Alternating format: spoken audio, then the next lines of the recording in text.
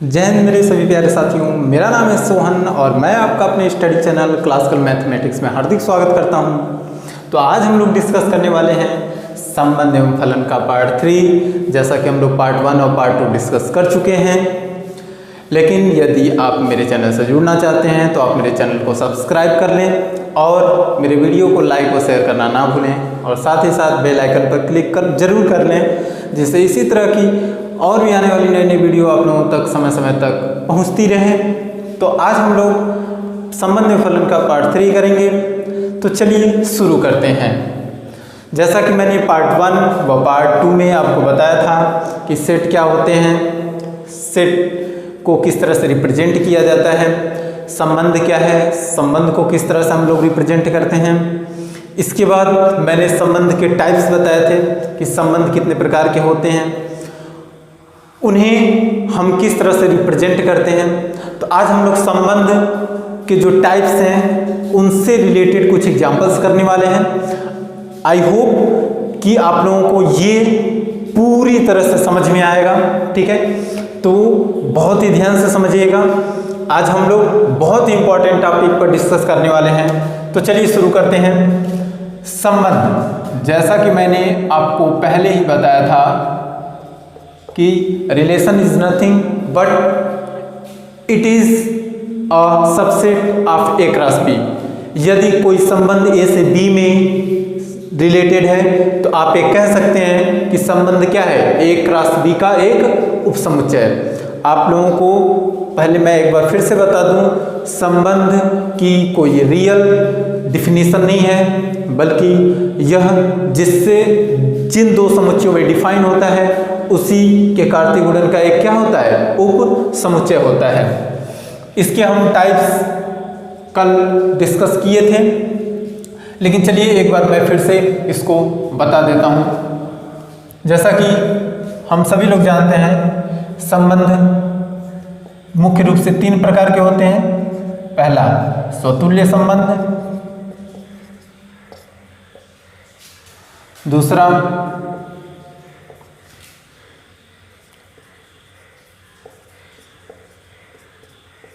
सममित संबंध और तीसरा संक्रमक संबंध।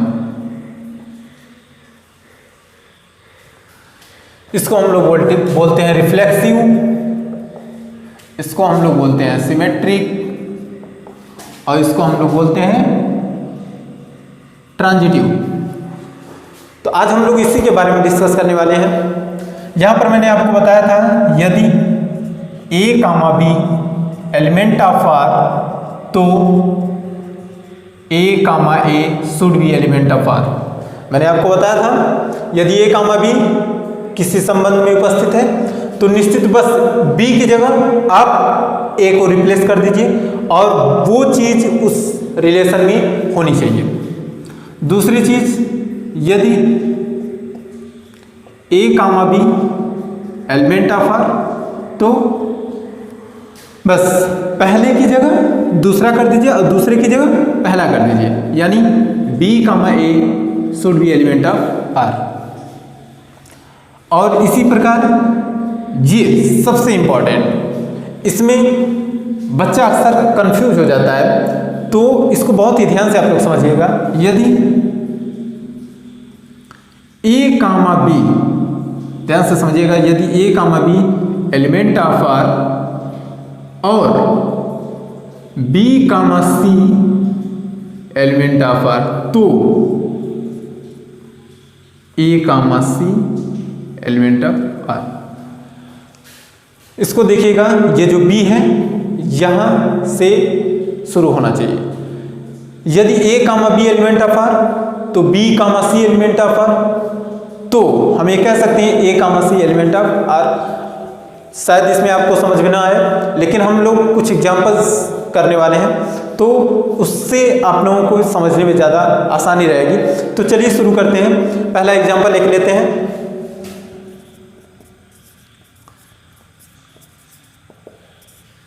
एग्जाम्पल क्या है देखते हैं।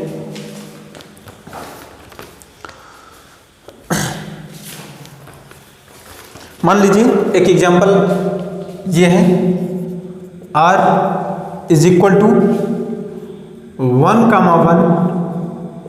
2, 2, 3, 3, 1, 3 और 2, 1। अब आप ये देखिए, रिफ्लेक्सिव यदि हमें पता करना हो तो बस b की जगह हमें क्या कर देना है, a रख देना है। और यदि वो इस रिलेशन में मिलेगा तो ये क्या हो जाएगा, स्वतुल्य संबंध हो जाएगा। यदि नहीं मिलेगा तो स्वतुल्य संबंध नहीं होगा। इसमें हम देखते हैं, पहले के लिए चेक करते हैं, 1, 1 एलिमेंट ऑफ r, यह इस रिलेशन में है। तो अब एक की जगह हमें क्या रखना है, पहला वाला क्या है, एक है, तो एक की जगह हमें वही रख देना है, 1, 1 एलिमेंट ऑफ r। तो क्या इस संबंध में ये दिख रहा है आपको? बिल्कुल हाँ। अब हम इसके लिए चेक करते हैं, 2, 2 एलिमेंट ऑफ r। तो अब जहाँ 2 है, ध्यान से समझिएगा, जो दूसरा घटक है ना उसे पहले से ही रिप्लेस कर देना है। अब यहाँ पर देखिए 2, 2 एलिमेंट ऑफ r, क्या ये इसमें है? अब इसी प्रकार तीसरा 3, 3 एलिमेंट ऑफ r, तो 3, 3 should be present in r। अब हम 1, 3 देखते हैं, यहाँ से आपको ज़्यादा क्लियर हो जाएगा। 1, 3 एलिमेंट ऑफ r। तो मैंने आपसे क्या कहा, पहला जो घटक है दूसरे को क्या कर देगा, रिप्लेस कर देगा। अब जरा देखिएगा, 1, 1 एलिमेंट ऑफ r, क्या आपको 1, 1 इस रिलेशन में दिख रहा है? तो जरा ध्यान से देखिए, 1, 1 प्रेजेंट इन r, ठीक है। अब हम 2, 1 देखते हैं, 2, 1 एलिमेंट ऑफ r। तो हमने आपसे क्या कहा, दूसरे अवयव को पहले अवयव से क्या कर देना है, रिप्लेस कर देना है। 2, 2 एलिमेंट ऑफ r। क्या 2, 2 इस रिलेशन में प्रेजेंट है? जी हाँ, देखिए, तो ये क्या है, रिफ्लेक्सिव है, यानी कि स्वतुल्य संबंध है। यह क्या है, स्वतुल्य संबंध है। आई होप आप लोगों को ये समझ में आया होगा, ठीक है। अब हम लोग सममित चेक करते हैं। अब सममित कैसे चेक करेंगे भाई?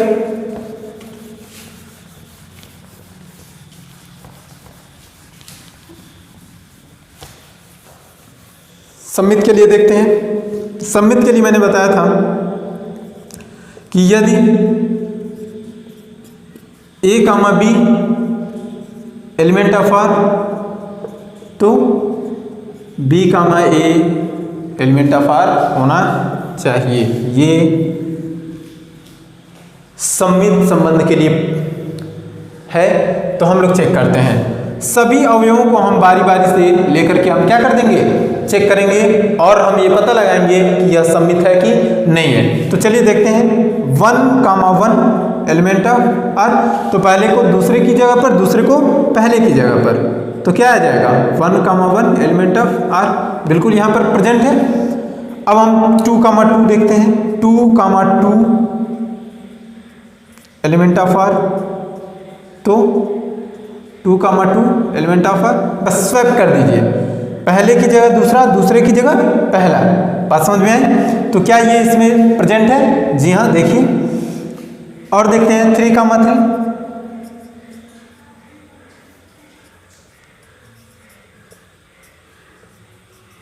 तो फिर से स्वैप कर दिया हम, तो हमने देखा कि 3, 3 भी इसमें क्या है, प्रेजेंट है। अब हम देखेंगे 1, 3 एलिमेंट ऑफ r,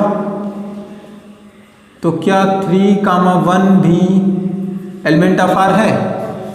क्या आपको 3, 1 इस रिलेशन में कहीं दिख रहा है? यदि नहीं दिख रहा है तो यानी कि यह क्या नहीं है, सममित संबंध नहीं है, सममित संबंध नहीं है। ध्यान से समझिएगा, यदि एक भी ऐसी कंडीशन आएगी जिससे हमें ये पता चलेगा कि वो अवयव उस संबंध में नहीं है तो हम तुरंत कह देंगे कि यह सममित नहीं है, स्वतुल्य नहीं है या संक्रमक नहीं है। तो इस प्रकार हमने ये देखा कि यह एक सममित संबंध नहीं है। आई होप आपको ये समझ में आया होगा। तो चलिए देखते हैं अब ये संक्रमक है कि नहीं। तो देखते हैं संक्रमक के लिए मैंने क्या बताया था, यदि A comma B element of R और B comma C element of R, तो A comma C should be present in R. मैंने आपसे कहा था कि ए कामा बी यदि आर का अवयव है, फिर बी कामा सी, याद रखें जो यहाँ खत्म होगा वहीं से स्टार्ट भी होना चाहिए। तो बी कामा सी यदि आर का अवयव है तो ए कामा सी भी आर का अवयव होना चाहिए। तो चलिए देखते हैं यह संक्रमक है कि नहीं। आप लोग ध्यान से देखिए, 1 कामा 1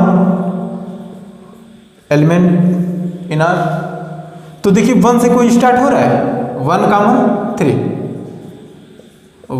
3 एलिमेंट ऑफ आर।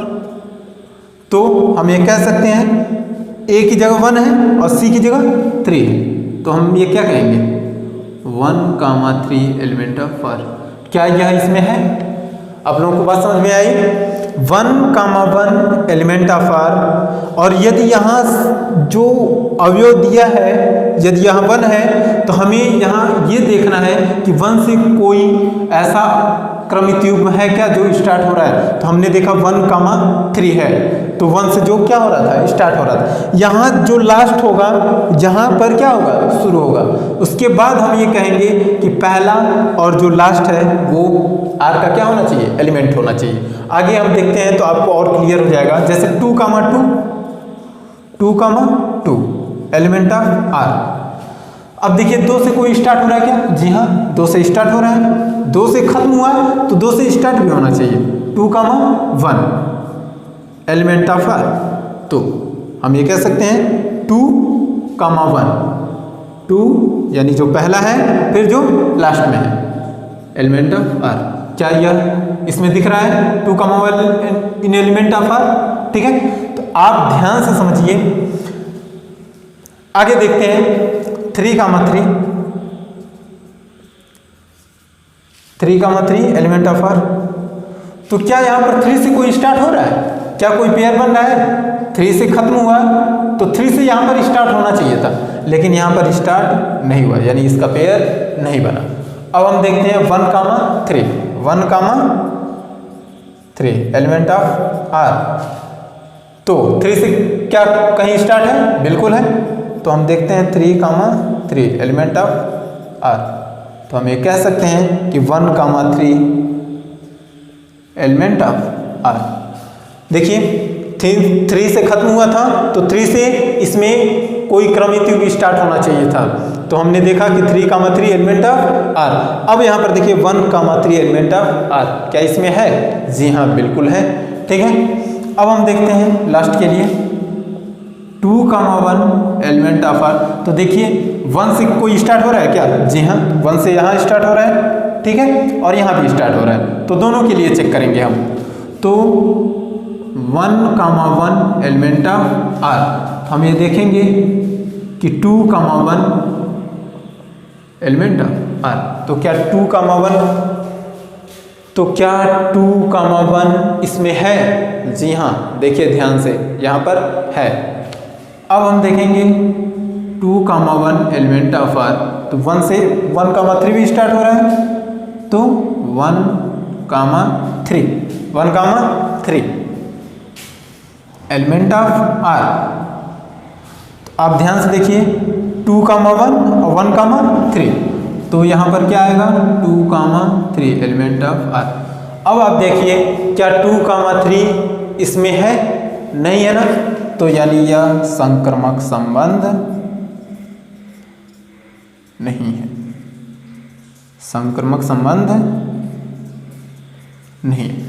हमें नकारात्मक की तरफ जाना है, यानी कि हमें इम्पॉसिबल वैल्यू देखिए, इसे हमें क्या गलत साबित करना है, हमें इसे क्या गलत साबित करना है, गलत साबित करना है। हमें उसकी तरफ जाना है, जिससे ये पता हो जाए कि यह क्या है, जो डेटा दिया हुआ है यह इसको फॉलो नहीं करेगा। तो हमने ये देखा, सब कुछ मैंने चेक किया, ठीक है, यहाँ पर सब कुछ ठीक था, यहाँ तक भी ठीक था, लेकिन यहाँ पर मैंने देखा 2,1 एलिमेंट ऑफ आर, तो 1 से 1 स्टार्ट होने वाला क्या था 1,3। फिर हमने पाया कि 2,3 यहाँ पर होना चाहिए था, लेकिन 2,3 यहाँ पर हमें नहीं मिला, अतः यह एक संक्रमक संबंध नहीं है। मुझे उम्मीद है कि आपको ये समझ में आया होगा। तो चलिए एक दूसरा एग्जाम्पल भी हम लोग देखते हैं।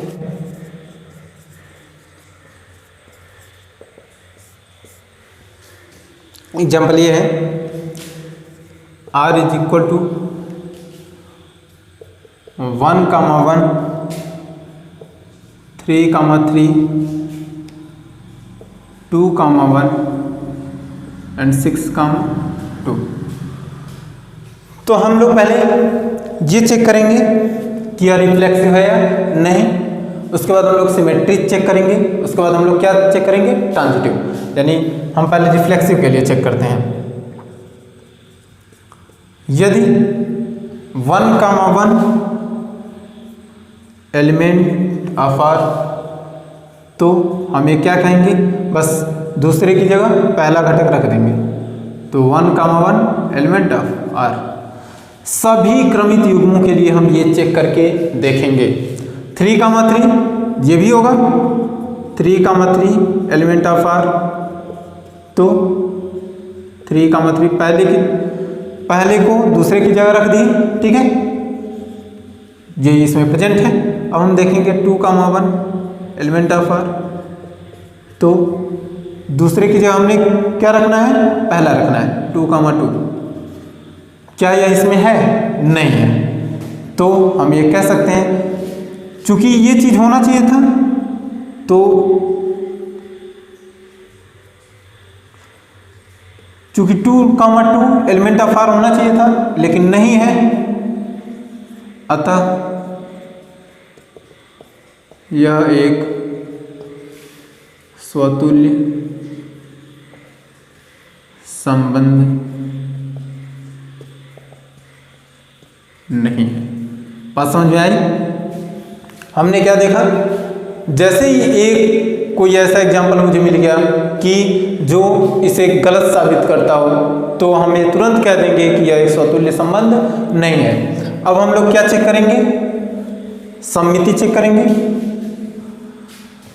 अब आप देखिए 1,1, तो इसको हम पहले की जगह दूसरे की जगह पहला रखेंगे, तो 1,1 आ जाएगा। यानी कुछ इस तरह 1,1 एलिमेंट ऑफ आर, हमें पहले की जगह दूसरा, दूसरे की जगह पहला रख देंगे। तो देखिए इसमें है, अब 3,3 भी रहेगा, 3,3 एलिमेंट ऑफ आर। अब 2,1 एलिमेंट ऑफ आर, तो हमें क्या मिलना चाहिए, 1,2 एलिमेंट ऑफ आर होना चाहिए था, बट लेकिन 1,2 नॉट एलिमेंट ऑफ आर, अतः यह क्या है, सममित संबंध भी नहीं है। अतः यह सममित संबंध नहीं है। कोई भी अगर एक पेयर हमें ऐसा मिल गया जो ये कह रहा हो कि इसमें वो अवयव नहीं है, तो हम ये कह देंगे कि यह एक सममित संबंध नहीं है, या फिर स्वतुल्य संबंध नहीं है, या फिर संक्रमक संबंध नहीं है।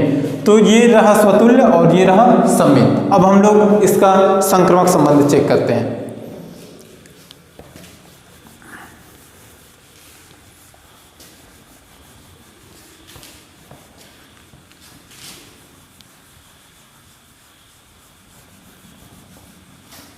अब हम लोग इसके संक्रमकता की जांच करेंगे। यदि 1,1 एलिमेंट ऑफ आर, तो 1 से स्टार्ट होने वाला यहाँ पर कोई है, कोई पेयर नहीं बन रहा है, कोई बात नहीं। 3,3 एलिमेंट ऑफ आर, यहाँ पर मैंने आपको बताया था यदि A, B element of R और B से फिर कोई चीज स्टार्ट हो, कोई दूसरा जो क्रमित युग्म स्टार्ट होना चाहिए, वह किससे स्टार्ट होना चाहिए, जो ये जो पहला पेयर है जिससे खत्म हो रहा है उसी से स्टार्ट होना चाहिए। तो यहाँ पर देखिए 1,1, यहाँ लास्ट तो 1 से हो रहा है, लेकिन यहाँ पर कोई स्टार्ट होने वाला 1 से नहीं है, यानी इसका कोई पेयर नहीं बन रहा है। अब 3,3, यहाँ पर देखिए 3 से कोई पेयर बन रहा है क्या? नहीं, 3 से स्टार्ट होने वाला कोई पेयर नहीं है। अब हम देखेंगे 2,1 एलिमेंट ऑफ आर। 1 से देखिए कुछ स्टार्ट हो रहा है, जी हाँ बिल्कुल 1,1 एलिमेंट ऑफ आर। तो हम ये कह सकते हैं कि 2,1 एलिमेंट ऑफ आर। क्या 2,1 इस रिलेशन में है? जी हाँ बिल्कुल है। ठीक है, अब हम लोग देखेंगे 6,2 एलिमेंट ऑफ आर। फिर देखेंगे अब 2 से कुछ स्टार्ट हो रहा है, जी हाँ इसको देखिए 2,1 एलिमेंट ऑफ आर। अब हम देखेंगे कि 6,1 क्या इस रिलेशन में है? नहीं है, यानी 6,1 नॉट एलिमेंट ऑफ आर।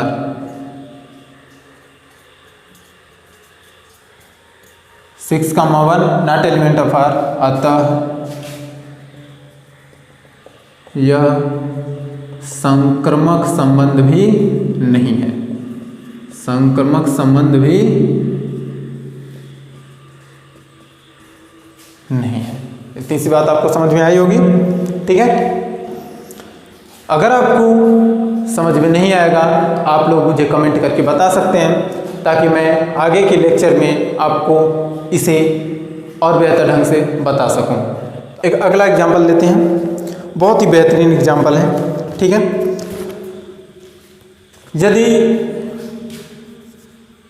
एक रिलेशन ऐसा है 2,3 4,5, यदि मैं आपसे पूछ दूं क्या यह एक संक्रमक संबंध है, तो आप लोग क्या जवाब देंगे? कितने लोग इसको सॉल्व कर सकते हैं? एक बार आप खुद से कीजिएगा, उसके बाद मैं जो बता रहा हूं उसको ध्यान से समझिएगा।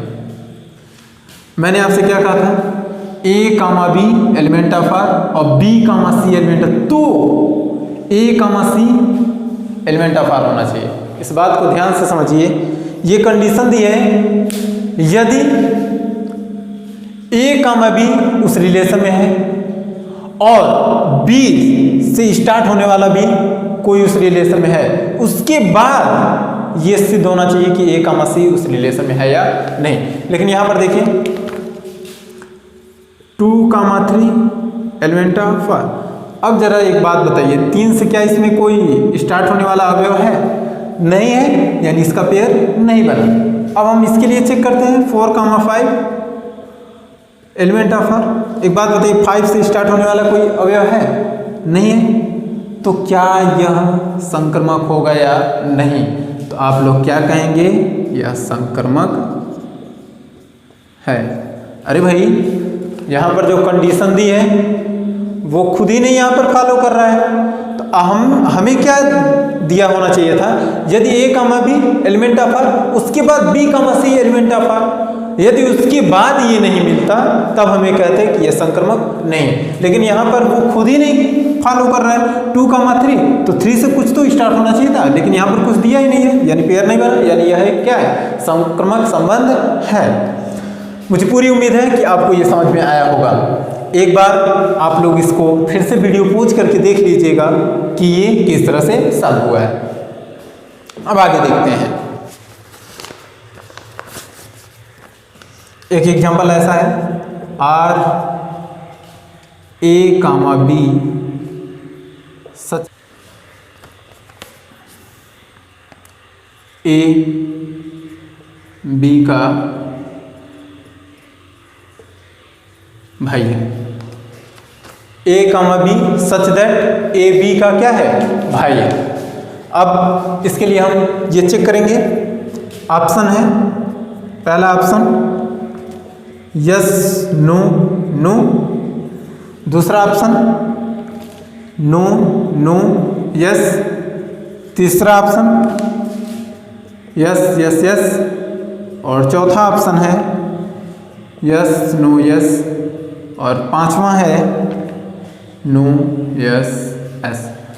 अब आप लोगों को ये बताना है कि इस ऑप्शन में कौन मैच करेगा, और हमें क्या चेक करना है, रिफ्लेक्सिव चेक करना है, सिमेट्री चेक करना है, और पहले रिफ्लेक्सिव फिर सिमेट्री फिर ट्रांजिटिव, यानी पहले हमें स्वतुल्य चेक करना है, फिर सममित चेक करना है, फिर संक्रमक चेक करना है।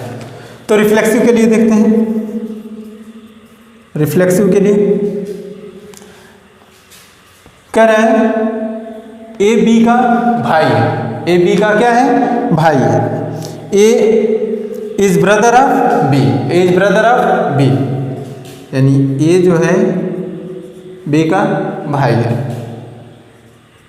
तो क्या हम एक कह सकते हैं ए का भाई है? कोई खुद का भाई खुद से कैसे हो सकता है भाई? बात समझ में आई? यानी यह सम्मित नहीं है, यानी क्या हम कह सकते हैं, no.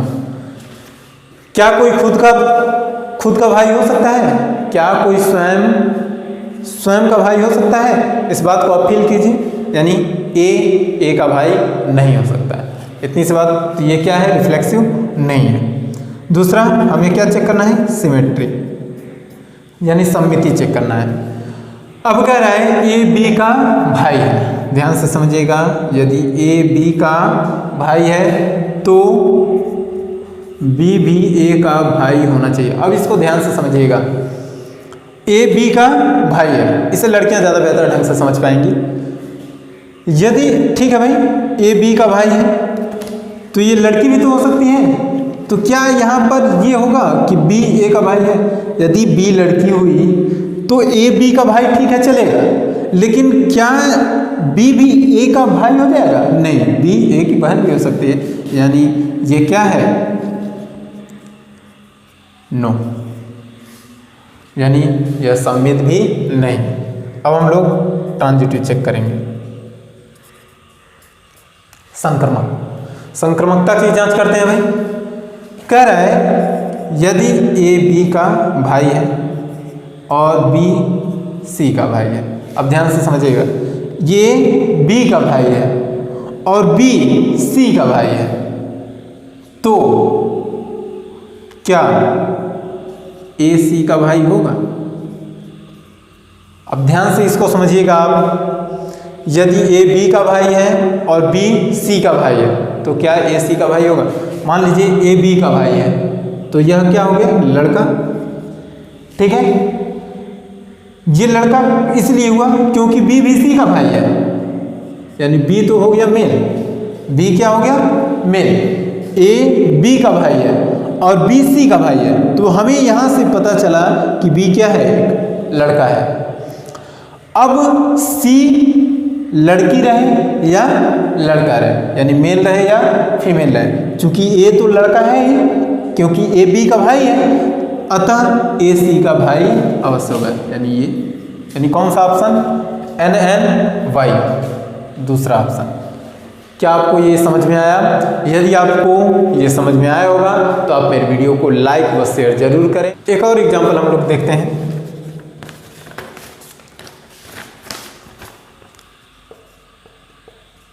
A is equal to 1 2 3 4 5 13 14। A कोई समुच्चय है और जो रिलेशन दिया है वो कुछ ऐसा है, x, y such that 3x minus y is equal to 0। अब आपको ये बताना है यह रिफ्लेक्सिव है या नहीं, यह सिमेट्रिक है या नहीं, यह ट्रांजिटिव है या नहीं। Yes or no, yes or no, yes or no. इसमें आपको क्या बताना है, एस आर नो। तो हम लोग पहले रिफ्लेक्सिव चेक करते हैं। पहला हम लोग क्या चेक करते हैं, रिफ्लेक्सिव, यानी स्वतुल्य है या नहीं। मैंने आपको क्या बताया था, जो पहला घटक है उसे दूसरी जगह रख दीजिएगा। यानी क्या दिया है, यदि x, y element of R, तो x, x should be element of R. अब हमें क्या रखना है, y की जगह x रख देना है। तो यहाँ पर देखिए 3x minus y equal to 0 है। तो यदि x बराबर y, ठीक है, y की जगह हमें क्या रखना है, x, तो 3x minus x is equal to 0। तो यहाँ पर 2x इक्वल टू 0, x बराबर 0। अब एक आप बात बताइए, x यहाँ पर यही सारे अवयव हैं, तो क्या x का मान यहाँ पर 0 है या नहीं है, यानी यह एक स्वतुल्य संबंध नहीं है, स्वतुल्य नहीं है, यानी आपका आंसर क्या होना चाहिए, नो पर होना चाहिए। ठीक है, अब हम लोग क्या चेक करेंगे, सममित है या नहीं है।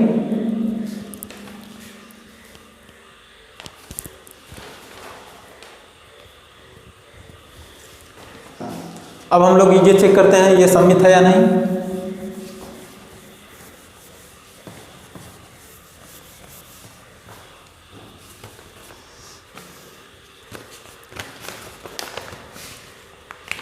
ये सममित है या नहीं, सिमेट्री है या नहीं।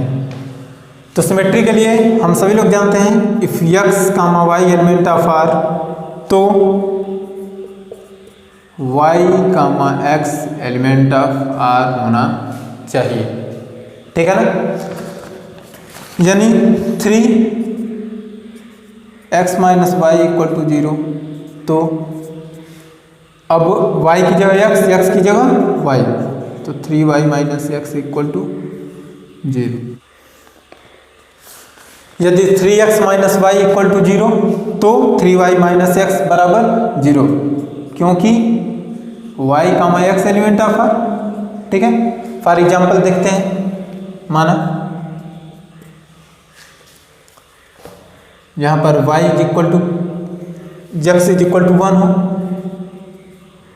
और y इज इक्वल टू 3 हो, तो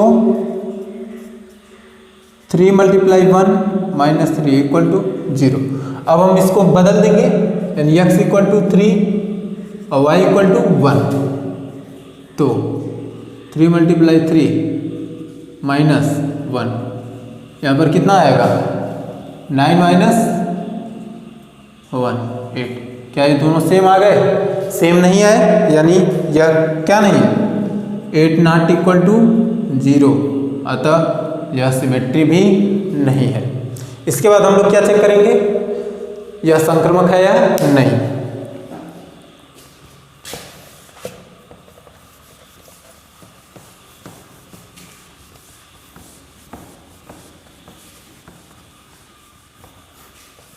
अब हम लोग देखते हैं यह संक्रमक है या नहीं। तो संक्रमकता के लिए देखिए,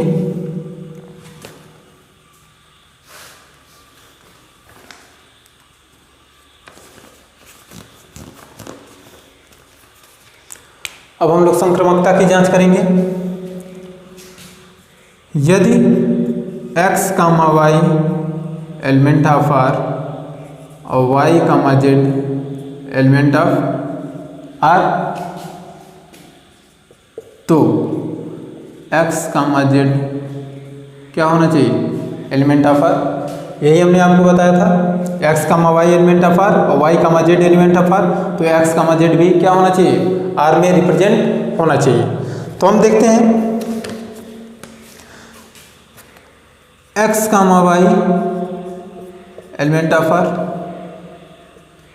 तो 3x minus y equal to 0, और यदि y comma z element of R, तो यहाँ पर क्या हो जाएगा, 3y minus z equal to 0। जब हम इसको चेक करेंगे तो हमें मिलेगा, जब 3x minus y equal to 0 और 3y minus z equal to 0, तो हम ये कह सकते हैं 3x minus z equal to 0, 3x minus z equal to 0। अब हमें यहाँ से ये पता चलेगा, इस बात को ध्यान से समझिएगा, x comma y element of R, तो 3x minus y equal to 0। यदि y comma z element of R, तो 3y minus z equal to 0। तो हमने क्या कहा था,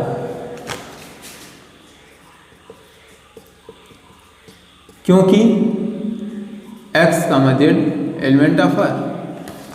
भाई एक्स कामा जेड क्यों है ऐसा? क्योंकि x comma z element of R, तो हमने क्या किया, एक्स रखा और लास्ट में हमने केवल जेड को रखा। यहाँ पर एक्स का मान 1 रखें, वाई का मान 3 रखें तो ये 0 आएगा। और यदि हम इसका मान कितना रखें, 3 रखें, और इसका मान कितना रखें, 9 रखें, तो ये कितना आएगा, 0 आएगा। तो यदि x बराबर 1, y बराबर 3 और z बराबर 9, तो हम लोग यहाँ पर रख करके चेक करते हैं। 3 × 1 - 3 = 0, 3 × 3 - 9 = 0, तो 3 × 1 - 9 not equal to 0, यानी यह क्या है, ट्रांजिटिव नहीं है, ट्रांजिटिव नहीं, यानी इसका भी क्या आएगा, नो। तो हमने देखा कि यदि x, y element of R, y, z element of R, तो x, z element of R होना चाहिए। तो हमने देखा x, y element of R, तो 3x - y = 0। यदि y, z element of R, तो 3y - z = 0। तो हम ये कहेंगे तो 3x - z = 0, क्योंकि x, z element of R. अब हम लोगों ने एक वैल्यू लेकर चेक कर लिया कि 3 × 1 - 3 = 0, और यहाँ 3 × 3 - 9 = 0। तो यहाँ पर x और z का जो मान हमने रखा तो 0 के बराबर नहीं आया, अतः यह ट्रांजिटिव नहीं है। तो मैं आपको 1-2 होमवर्क देता हूँ, ठीक है, आप लोग उसे सॉल्व कीजिएगा और मुझे कमेंट करके ज़रूर बताइएगा, ठीक है। उसके बाद मैं उस क्वेश्चन को सॉल्व करा दूंगा। तो चलिए आप लोगों के लिए एक होमवर्क देता हूं मैं।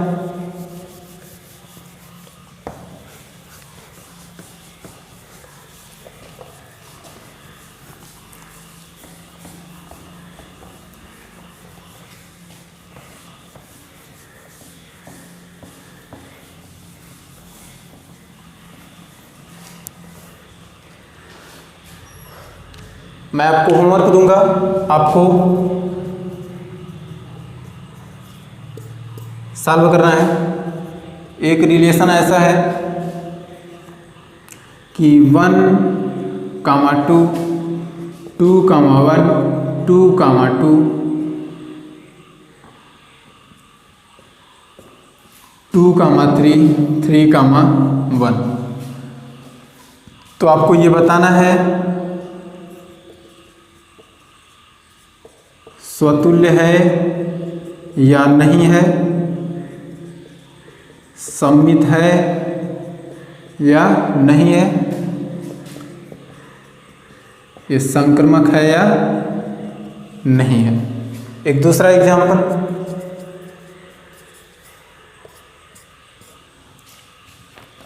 मान लीजिए मैं कह दूं आर ऐसा है कि A, B such that A जो है B का चचेरा या ममेरा भाई है। यहाँ हम कजिन कह सकते हैं, COUSIN, यानी A B का क्या है, कजिन है। A is cousin of B। तो आपको इसमें भी बताना है सिमेट्री, सॉरी इसमें आपको रिफ्लेक्सिव, सिमेट्री और ट्रांजिटिव। आप लोग समझ रहे होंगे, इंग्लिश और हिंदी मिक्स है। स्वतुल्य मतलब रिफ्लेक्सिव, सम्मित मतलब सिमेट्री, संक्रमक मतलब ट्रांजिटिव। तो यहाँ पर आपको यस और नो बताना है। तो दोस्तों आज के लिए इतना ही। यदि आपको मेरी वीडियो ये पसंद आए तो लाइक व शेयर जरूर करें, और साथ ही साथ मेरे चैनल को सब्सक्राइब कर लें, जिससे इसी तरह की और भी बेहतरीन वीडियो आप लोगों को समय समय पर मिलती रहे। तो दोस्तों मेरी वीडियो आपको कैसी लगी आप कमेंट बॉक्स में ज़रूर बताएं, और साथ ही साथ मेरी वीडियो को आप लोग इतना शेयर करें ताकि इसका फ़ायदा और भी लोगों तक ज़्यादा से ज़्यादा पहुंच सके।